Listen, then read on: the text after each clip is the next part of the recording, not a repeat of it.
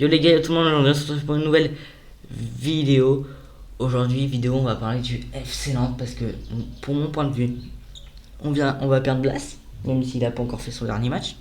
Alors où je tourne la vidéo, je sais pas quand du tout quand elle sortira.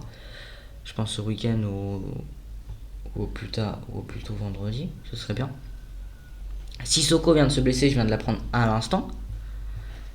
Et le mercato est pas satisfaisant, sachant qu'on joue quand même la Ligue Europa et que l'enchaînement des matchs va faire du mal.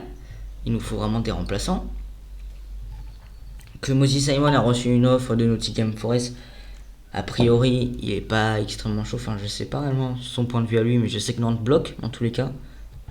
En même temps, on a perdu Randall, ce qui fait un peu un vide. Faut pas se mentir quand même. L'enchaînement des matchs risque de faire mal, donc il nous faut vraiment une autre base. Enfin, une autre base. Des remplaçants, une profondeur de banc satisfaisante, parce que là, le fond de notre banc, même le banc comme ça, c'est des jeunes du FC Nantes B. Alors, je dis pas qu'ils sont nuls, ils sont même assez bons. Mais voilà. C'est que mon point de vue, hein, parce que pour moi, vraiment, cette saison, enfin, début de saison catastrophique, et c'est vraiment que mon point de vue. Alors, oui, le nul face à Angers, il est satisfaisant. Et encore parce qu'Angers, ils ont perdu tous leurs 4 cette saison, Fugini, Cabot, etc. Donc, ouais, donc vraiment, ça va être que mon point de vue.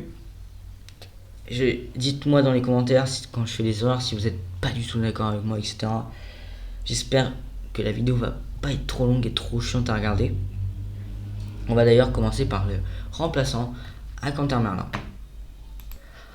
Du coup, on va parler, désolé de la qualité, j'ai pas un PC qui peut tout faire tourner et c'est assez dur. Donc vous voyez pas très bien, mais vous voyez un peu quand même. On va parler de Gabriel. Oh, ça bug totalement. Je suis vraiment désolé. Je veux pas réellement faire mieux. On va parler de Gabriel Suazo, que c'est une piste que le FC Nantes explore d'ailleurs, et qui pour moi est très satisfaisant. Alors, il a que 25 ans, il évolue au Chili, il est capitaine du côté de Colo Colo, son club. Donc, comme je viens de dire, il a 25 ans, il évolue au Chili. Il est pas cher, il est évalué à 1,7 million sur Transfermarkt.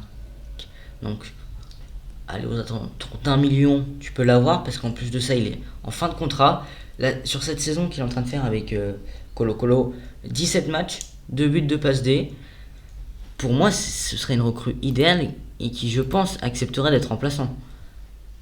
Ce rôle de piston, il peut l'assumer totalement. Et il sait monter offensivement.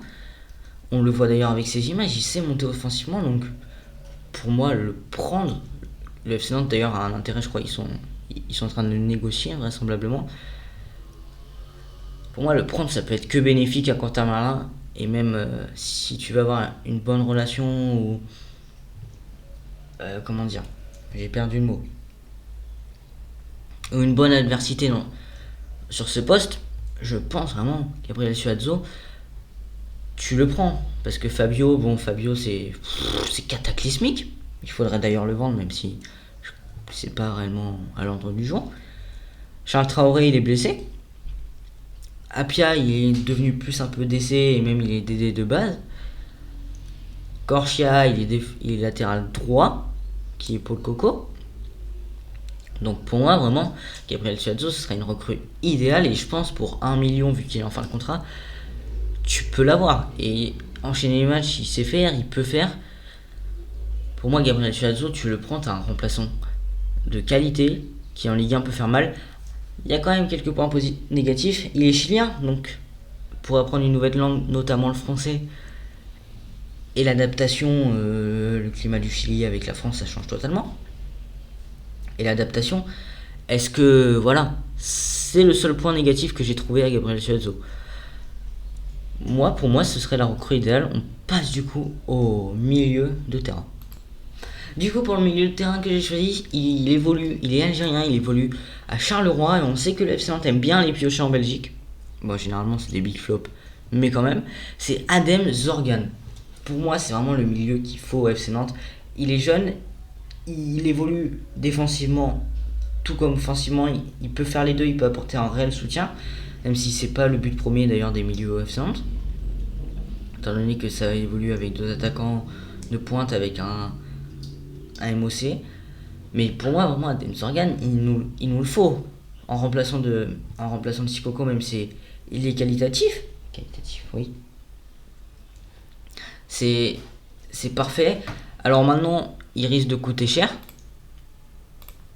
Maintenant, le bémol, c'est qu'il risque de coûter cher. Après, un prêt avec OA de 6 millions, étant donné qu'il est évalué à 4 millions, il me semble. Pourquoi il y a un écran blanc? Qu'il est évalué à 4 millions, il me semble. Pour moi, désolé, vraiment. Oh, le setup est catastrophique. Pour moi, Adem Zorgan, il nous le faut. Vraiment, c'est typiquement le genre de recrue nantaise qu'il faudrait au FC Nantes. Et le genre de recrue qu'il faudrait au FC Nantes là pour assurer vraiment. Charleroi, alors la saison dernière ça n'a pas joué l'Europe, je pense pas que cette saison non plus il joue l'Europe. Donc en plus il y a cet argument, la Ligue 1 c'est quand même plus prestigieux que la Jupiler Pro League, la D1 belge. Il y a tous les arguments pour le faire venir. Après je crois qu'il est courtisé par de grands clubs et c'est un nom qui ressort souvent.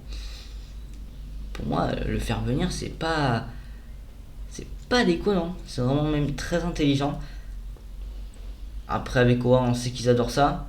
Avoir fait partir Cyprien, est-ce que ça a été une bonne solution? Je sais pas. Mais là, vraiment, on a besoin d'un remplaçant parce que Ntoussamy, il fera le taf. Mohamed Hachi, c'est jeune. Yepé, il est plus offensivement, plus devant. Donc vraiment, il nous faut ce milieu qui peut enchaîner les matchs et qui peut instaurer de la bonne compétitivité, entre guillemets, de la bonne adversité au milieu de terrain. Pareil qu'avec Quentin Merlin. Donc c'est mon point de vue. J'espère qu'il est partagé. On se passe directement au remplaçant de Ludovic Blas, selon moi. On viendrait maintenant aller chercher un milieu offensif argentin. Il évolue plus à Vélez, c'est la seule vidéo que j'ai réussi à trouver. Il n'évolue plus à Vélez. Il évolue à UD Almeria qui est monté, c'est Lucas Robertone. Alors, il va coûter cher et c'est un nom qui sent beaucoup parce qu'il est talentueux. Mais pour moi, Lucas Robertone, c'est typiquement le genre d'MOC qui ressemble à Ludovic Blas dans le profil, etc.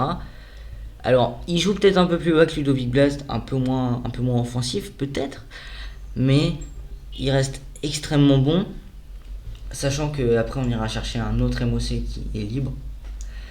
Pour moi, Lucas Robertone, il n'y a que des points positifs. 26 matchs la saison dernière, 4 buts, 4 passes D. Alors il s'est blessé. Il s'est fait deux blessures. Oh là là, mon PC. Il s'est fait 2 blessures musculaires. Mais vraiment, c'est ce qu'il nous faut au FC Nantes. C'est le remplaçant de Blas idéal. Pour 6-7 millions, tu as moyen de l'avoir. Alors par contre, il a un contrat allant jusqu'en 2026, si je me trompe pas. C'est le bémol, du coup, ça va coûter un peu plus cher. Les Argentins, bon, le dernier qui est passé à Nantes, voilà.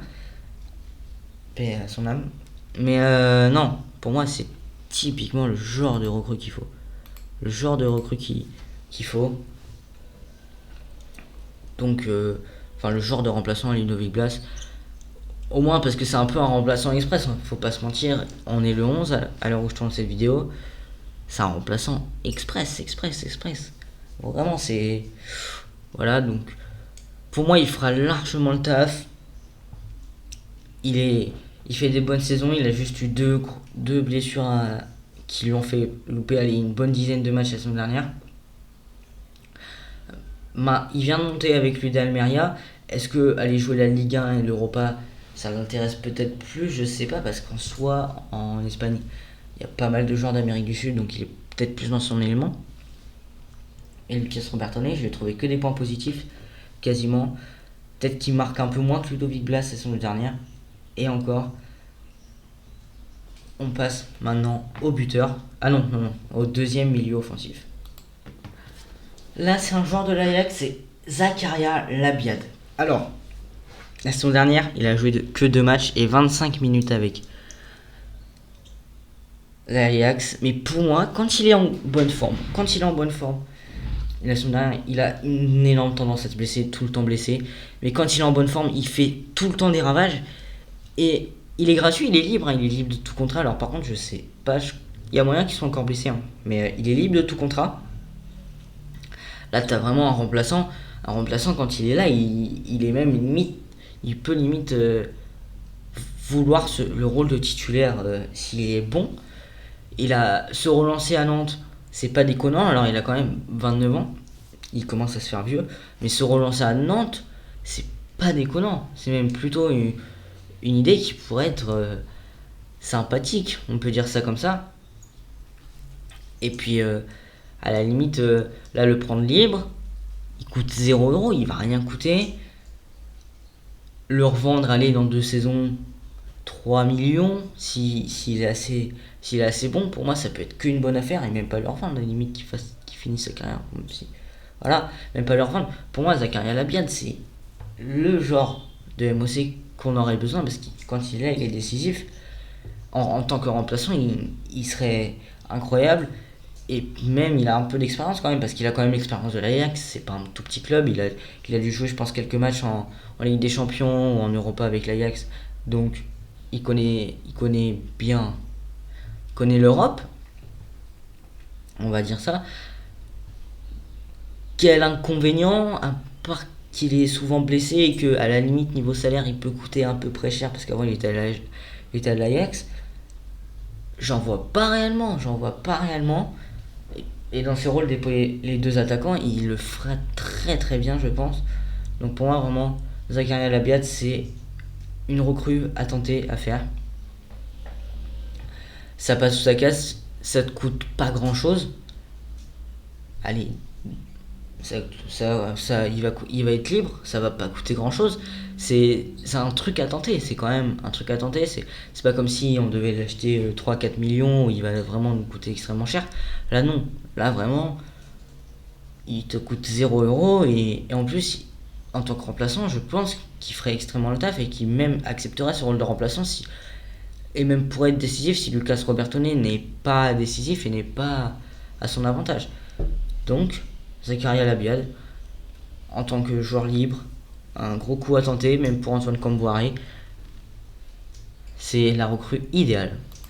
On passe maintenant à l'attaquant. L'attaquant, c'est le même que dans la vidéo de Willou, Dante Vanzir de l'Union Saint-Gilloise. Alors, Dante Vanzir,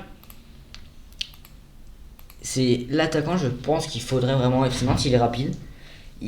En Ligue 1, à mon avis, il ferait extrêmement mal. Du côté de l'Union Saint-Gilloise, la saison dernière, 13 buts, 10 passes D. C'est de très belles stats. Bon, c'est vraiment de très belles stats. Il a 25 ans. La Ligue 1, c'est un meilleur championnat que la Jupiler Pro League, donc la D1 belge, comme j'ai dit juste avant. Pour 5, 6 millions à tout casser, tu l'as. Pour moi, là, vraiment, le seul bémol que je trouverais, c'est que est-ce qu'il sacrifierait d'être dans son championnat natal, entre guillemets, d'être dans le championnat pour lequel il est belge, donc sa nationalité, pour aller dans un championnat Ligue 1 qui la saison dernière aura 4 descentes, donc c'est peut-être un peu plus dangereux, sachant que l'Union Saint-Gilloise cette saison a fait une grosse saison. Mais est-ce que l'Union Saint-Gilloise peut faire une autre grosse saison? Ça aussi, c'est une autre question. Je pense que oui, vu comment ils étaient partis en Ligue des Champions. Ils ont failli aller affronter le PSV pour la continuité des barrages. Au final, ils vont jouer l'Europa au même stade que Nantes. Mais vraiment, il est technique. C'est vraiment typiquement le buteur qu'il nous faudrait au FC Nantes pour remplacer le trou laissé par Randall. Et je pense que supplié par Mustapha et Guessant et même Simon, là t'as 4 buteurs.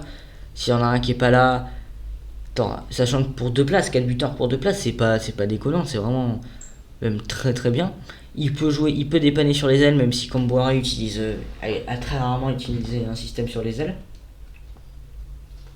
Il va chercher la profondeur, c'est un bon tireur de penalty, ce que Ludovic Blas a laissé entre guillemets, parce que Ludovic Blas Bon, voilà. C'était un bon tireur de penalty, c'était vraiment un très bon tireur de penalty. Mais malheureusement, il est parti. Enfin, il part. À tous les coups, il part pas. Et alors là, cette vidéo perd tout son sens. Mais c'est le but de la vidéo. Donc voilà, Dante Van Zier, c'est mon choix. Dites-moi ce que vous en pensez dans les commentaires. On va revenir du coup sur cette compo et revenir sur 2-3 petits points.